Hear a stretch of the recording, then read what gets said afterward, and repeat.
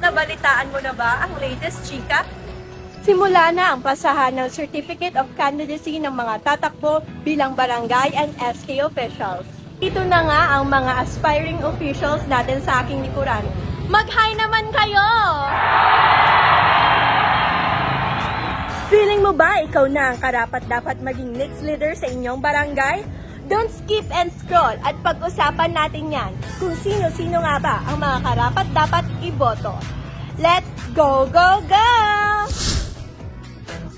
Unang requirement, dapat ay ikaw ay isang lehitimong Pilipino at taga-baknotan, hindi alien.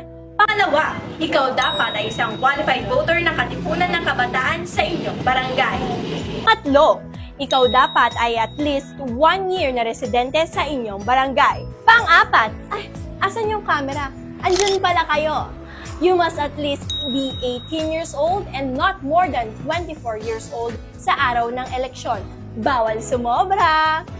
Pang-lima, you must be able to read and write whether in English, Filipino, or Ilocano. Kasat ng pagsirbyan na gito'y kailyan tayo, nuhan mo suda maawatan. Gets mon? Pang-anim, dapat walang nakaupong kamag-anak hanggang second degree of consanguinity at affinity from barangay to national level. Sa madaling salita, kung may mga kamag-anak ka rito, hindi ka pwedeng umupo. Ako lang. Panghuli, dapat hindi ka convicted sa kahit alinmang kaso. Ay, nakakapagod. Tara, kain muna tayo.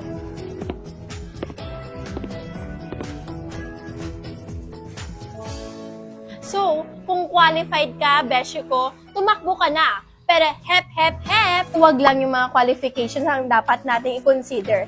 Dapat may plataforma ka din na yung kaya mong pangatawanan at hindi lang puro pangako kasi masakit yun, di ba? Yung pinapangakuan ka tapos hindi naman niya tutuparin.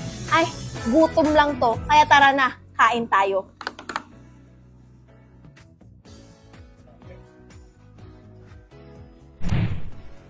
Mag-level up na tayo, bes. Huwag lang tayo mag-focus sa beauty pageant at biga. Kailangan mong pagtuunan ang 9 centers for youth participation sa health, education, economic empowerment, social inclusion and equity, peace building and security, governance, active citizenship, environment, and global mobility.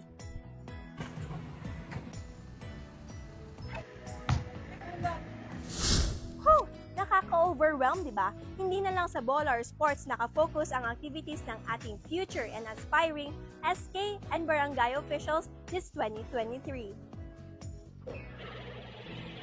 Kung naniniwala kang kaya mong maging leader, hindi pa huli ang lahat at gulatin mo ang mga taong walang bilib sa'yo. Mag-submit ng Certificate of Candidacy sa Baknotan Comelec hanggang September 2!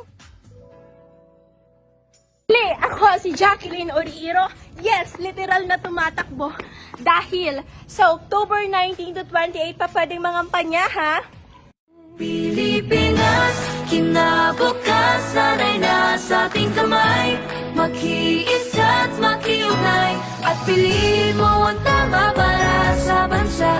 Pakinggan ang